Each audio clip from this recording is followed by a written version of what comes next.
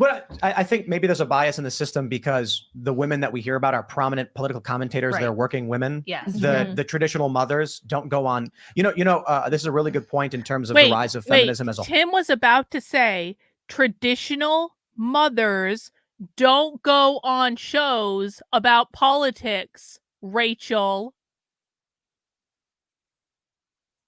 All these news articles and these columnists, these women writing about what women should or shouldn't do are not traditional mothers. They're working women in offices. So they have this natural bias. My life is good and everything I'm doing is correct. And then the women who are like, my family matters more than anything else, and I'm not concerned about what's going on outside this house. What matters inside this house is my thing. She's not writing these articles. We're not hearing her perspective. Well, I mean, I don't call myself traditional or conservative because I'm like, who's tradition? What tradition? That's very vague, very nebulous. And conservative, we haven't conserved anything. There's nothing that's been conserved. So I spent 20 years raising a family before I started doing this. And I kind of got into it by accident. I wrote this little book thinking maybe my dad would read it and maybe my grandkids would read it. And it just kind of blew up. Now you're killing it. So now here I am. But I have 5 children. I've homeschooled them. Like I spent 20 years in my house, in my kitchen, chained to the stove. No, I'm just kidding. Doing all of that before I started making commentary on this sort of thing. And yes, I'm sorry, but if you have a whole career outside of your marriage, that complicates things. Women don't want to talk about that, about how difficult it is when you are over here trying to hustle for your career and, you have goals that are not related to your family and antithetical to your family, how that is going to interrupt your family life and your marriage. I want to trigger as many feminists as possible. So I'm going to get into this. Let's go. Get to this point. So there was a bunch of data that was released by like dating websites on the societal value of men and women. And I think it was OkCupid, something like 20 years ago or 15 years ago, showing that societal value tracked among like the willingness of people to interact with each other. Women start their whole lives from zero through all their teen years at 100% societal value. They're protected, they're offered opportunities, they have easier time getting entry-level jobs, and men start at zero. Young men are considered unskilled, non-valuable, break rocks, kid, earn your place. And then around the mid-20s, a shift starts happening where women start to experience a decline in social value while men experience an incline. Men are becoming more skilled and more valuable as they become stronger and more capable. And not even all men, only a small percentage of them. Whereas as women age, society values them less and less for the obvious reason of the intrinsic value society had was the ability to have kids. This results in, if I'm going to be honest, I think, and I've said this for years, I think one of the problems that these shows have and that these shows create for people is talking about all these statistics as relating to dating and demographic shifts and all that stuff. And I'm not saying that stuff isn't important, and I'm not saying that stuff isn't interesting to consider. But what I will say is that I think that a lot of people and a lot of men listen to these shows and they take all this demographic information and they kind of internalize it to the point where they only see the world through these generalizations. And again, it's kind of like, if you want to find someone to get married to build a life with, but all you're doing in your head is statistical analysis all the time of like exactly what you need to do to find the perfect and all this stuff, you are going to miss out on what actually the most important things are in a relationship. Because you're not looking at a woman. Like these red pill guys, man, I swear to God, red pill men, they don't look at women as people. It's actually really disturbing to me. It's like some of the conversations I've had with like these red pill men and just like the vibes I get from them when I'm talking to them, they do not look at you as a person. Like they're allowed to be a person, they're allowed to be an individual, but like they look at you as an object. And they look at you as like all the problems they see with every other woman in the world. And it is one of the most annoying.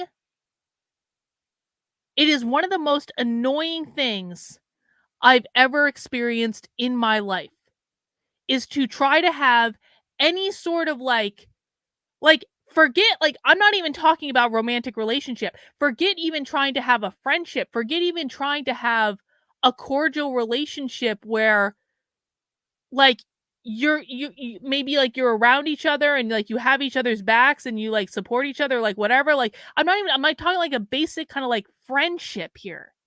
You can't do that with, like, these red pill men. You really can't, because they don't see you as a person. They don't they they close themselves off to even being able to have a conversation where the two of you get to know each other. It's really fucking disturbing to me. I had never seen it before until, like, relatively, I mean, within the past, like, 6 months or so, but man, like,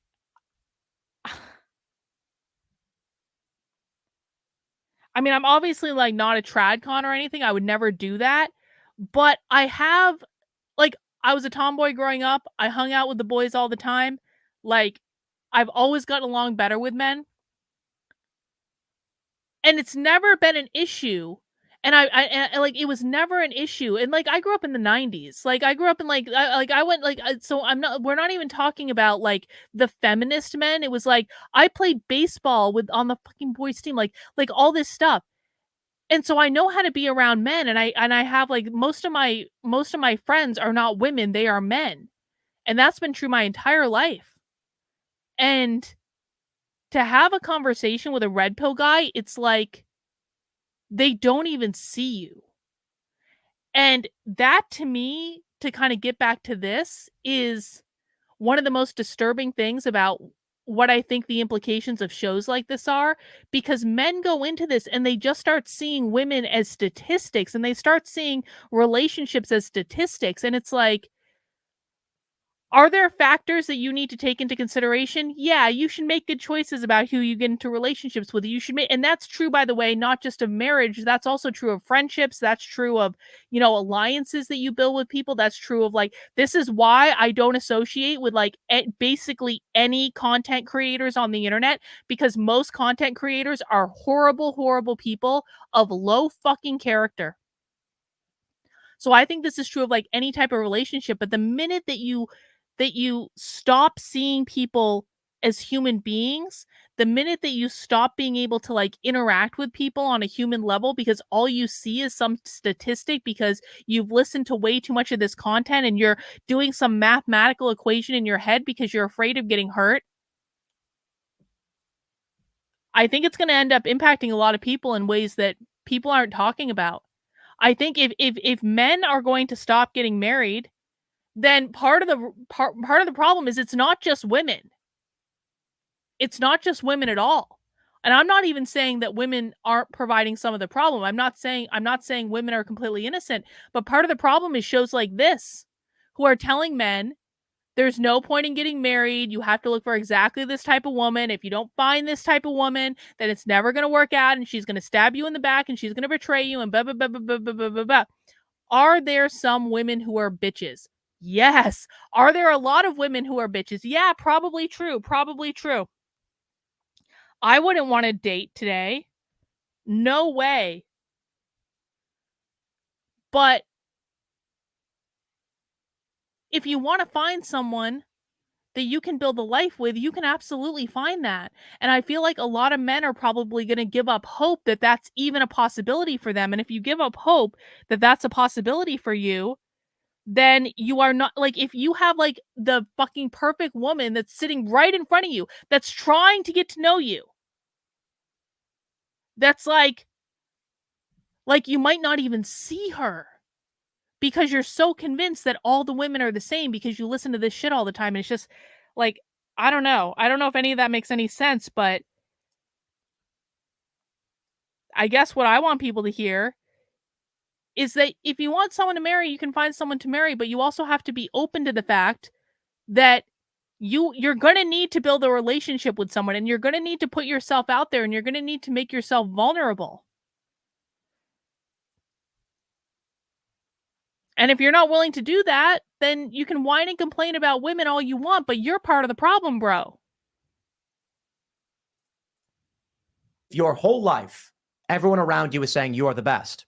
And then one day you start hearing everyone say you're not so great and men are better. Yeah. You start to feel like something's being taken away from you. Yes. Mm-hmm. And so one of the hypotheses I have is that for the average guy who grows up in the gutter is more likely to be homeless, more likely to be a victim of crime, less likely to get entry-level jobs, much, much harder at a younger age to get a job than women in their teenage years.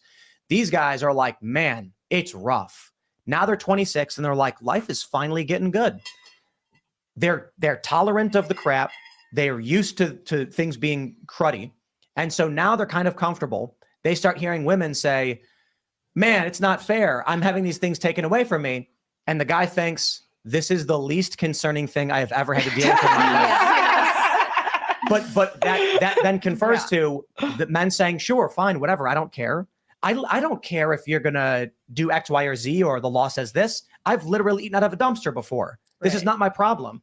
Right. And so women experiencing decline creates a pressure on our legal system and our society to continually shift everything back into benefiting women. Yes. Yeah. Well, I think a lot of women in their 20s and especially into their 30s, they experience this. And there are so many TikTok videos of like women in their 30s in their car crying about how they're no longer desirable, because a lot of, women's worth is, the dating marketplace, the sexual marketplace. So when these women aren't married and they don't have kids, That's also stupid too, by the way.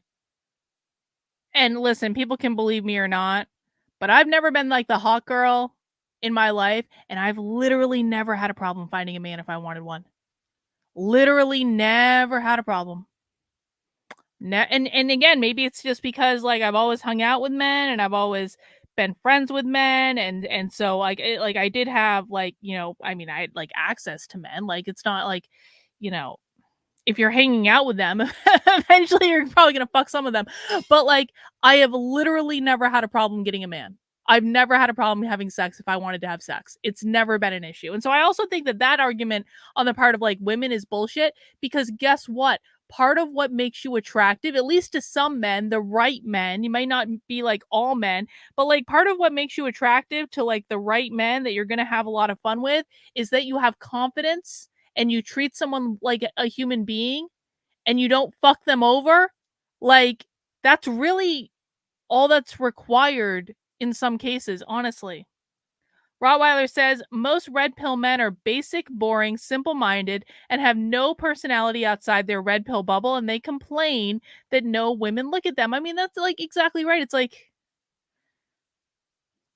don't expect things to work out with women if you're gonna just like, be a dick.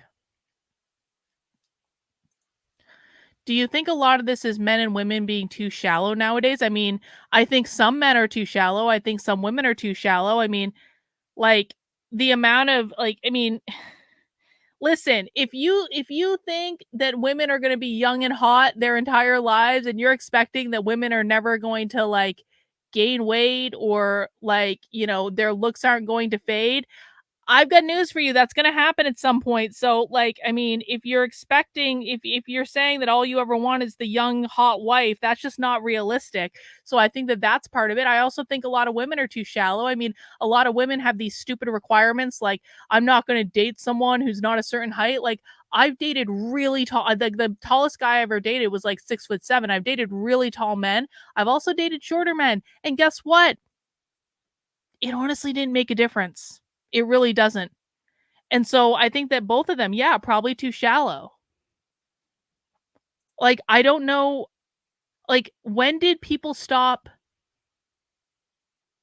Is it really that hard to like find someone that you like to hang out with and like you like to do stuff with and that you have good conversations with? And is that like, do people even consider that anymore? Or is it all just like, you have to look a certain way? Well, that makes no sense. Looks are going to change if you're talking about a marriage. Are faced with the reality that yes, they do have less societal value, and it's terrifying for them because it's only going to get worse. But that is why, as a woman, motherhood is amazing. Like, I'm going to be turning 30, and I have a lot of friends who are single, 30, like unmarried. They're freaking out. Their prospects look very different from mine. Like, I'm married, I have a family. Like, I'm actually of the opinion, like, now my life is really just beginning. Like, now I'm going on the up and up. We can have more kids. It's a beautiful thing. Like, my life is almost just beginning, where it's like, if you are the single girl boss, your life is kind of ending at that point. And it's so disappointing to see that they don't realize that it didn't have to be this way. So